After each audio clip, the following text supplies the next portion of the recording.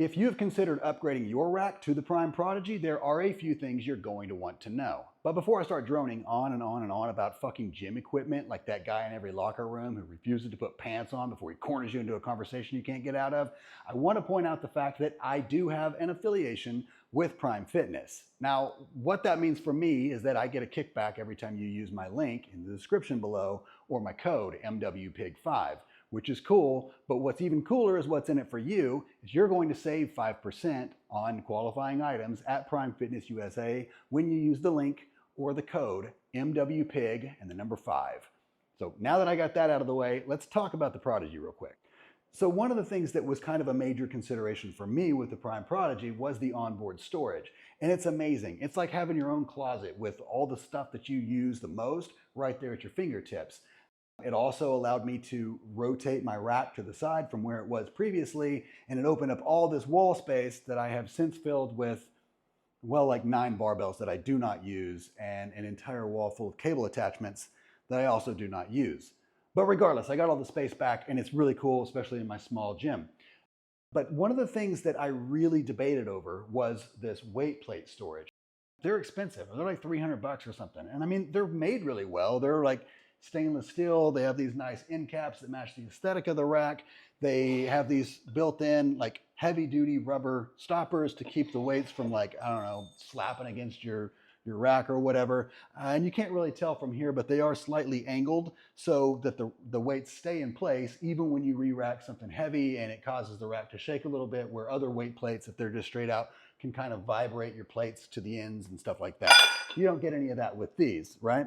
But one of the things that I didn't think through or didn't realize, and it wasn't an issue for me, but I could totally see it being a point of frustration for someone else, is that you only have one configuration that you can put these in. And even as I stand here today next to it, knowing all the things that I know about the weight horns and the placement on the rack, I couldn't even tell just by looking at it that this might be an issue. But let me just show you, instead of going all full nerd and giving you the dimensions and all that stuff, if you have plates, like say a full set of bumper plates, or if you had all like calibrated Olympic or powerlifting style plates, something like that, where all of the weight plates are the same circumference or diameter, whatever the word is, you're going to have an issue with this onboard storage, right? So if all of them were the same size as a 45, you can see there, I wouldn't be able to utilize those, right? I would have to have something up here, like skip this one altogether, have a weird awkward space like through here and so on, right? So something to consider if you are upgrading and you already have a full line of plates that are not graduated in size based on their weights. And it's not that it's a bad design element or anything like that. It's actually really smart. The purpose or the intention behind it is that you have your 45s or your heavier plates here where you can load and unload, and you're at the best like center of gravity or mechanical advantage to be able to do that, so you're not bending over, lifting up your heavy weights from the floor like a noob and straining your back or anything like that. You've got 5 of these weight pegs. The way I have mine set up, I've got 25s, 45s, 45s, 10s, and 5s, and then 35s are holding the door open just like they should be. So I really do appreciate the fact that Prime sells these weight horns separately. Oftentimes what companies will do is include those with the rack under the guise of it being included or all included in the price or whatever, and what they're doing on the back end is tacking on another $300, selling you some weight horns that you may or may not need.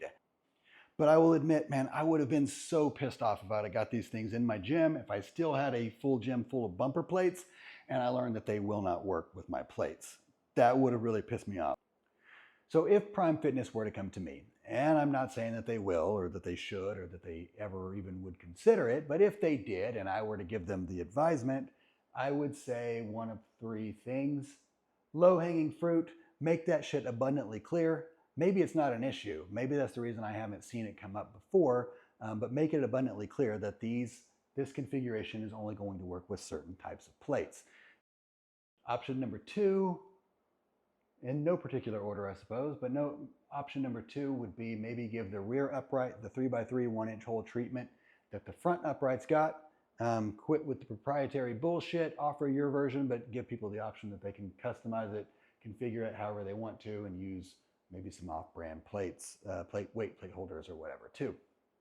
And then option 3, right now they sell a 10-pack that is configurable in one way with 5 on each side.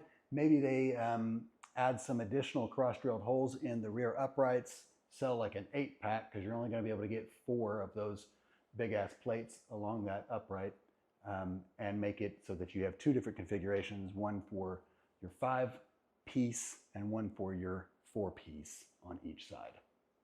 I don't know. Those are my thoughts. Oh, I just realized I did this whole setup thing like Jerry Springer's final thoughts. So let me know in the comments, what do you think about that? Would you be pissed if you bought it and didn't know? Is that something that you wouldn't have even thought through or considered? Is there another solution that you can think of that I'm not listing here? Let me know in the comments if you are one of the 4 people that I suspect might watch this to its end.